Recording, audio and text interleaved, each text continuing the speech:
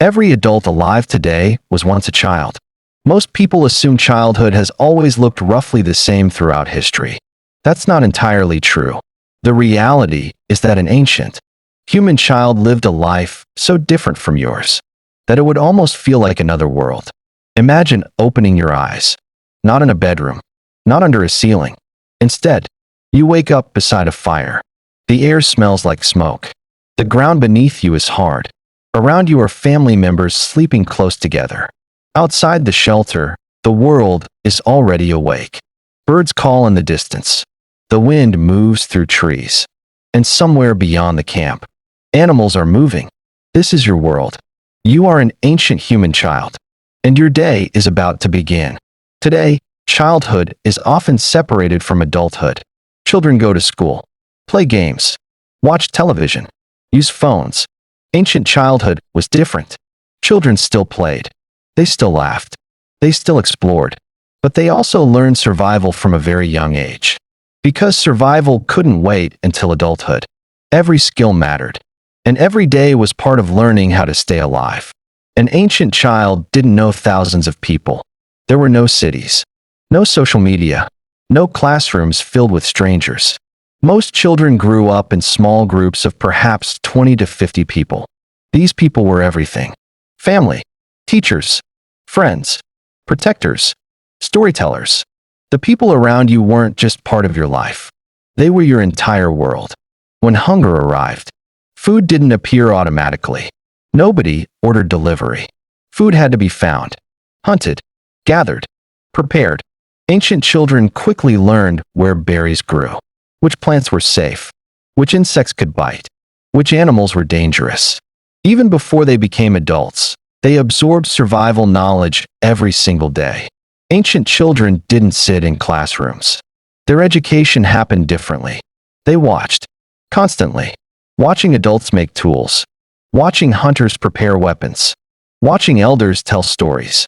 Every activity became a lesson. Imagine spending most of your day outside, running, climbing, walking, exploring. Ancient children were incredibly active. Their playground wasn't a park. It was the entire landscape. Forests, rivers, grasslands, hills. Ancient children grew up surrounded by wildlife. Not through books, but through direct experience. They learned which animals were dangerous, which could be hunted, which should be avoided. A child's understanding of nature often began long before adulthood, because mistakes could have serious consequences. As evening approached, people gathered around fire. To an ancient child, fire wasn't ordinary. It provided warmth, light, safety. Without fire, night became far more dangerous. Children likely grew up understanding its importance from an early age. Ancient childhood wasn't always easy. Danger existed.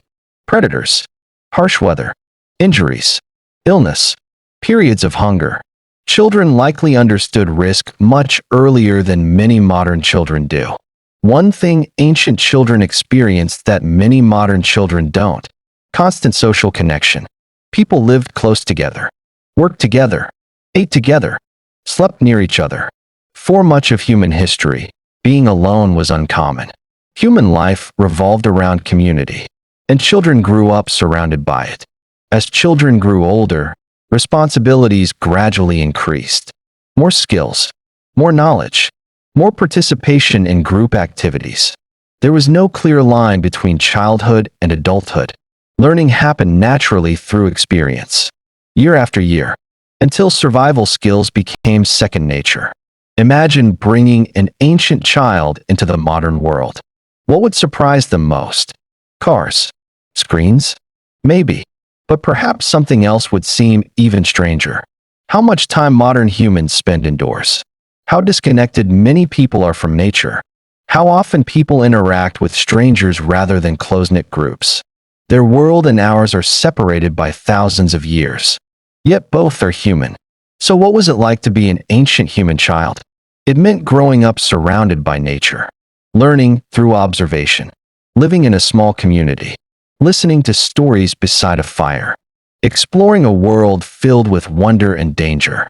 And perhaps the most surprising truth is this: Ancient children weren't miniature adults. They were children, curious, playful, imaginative, just like children today. The world around them was different, but the human spirit inside them was much the same. And maybe that's the most fascinating connection of all. Across tens of thousands of years, a child is still a child.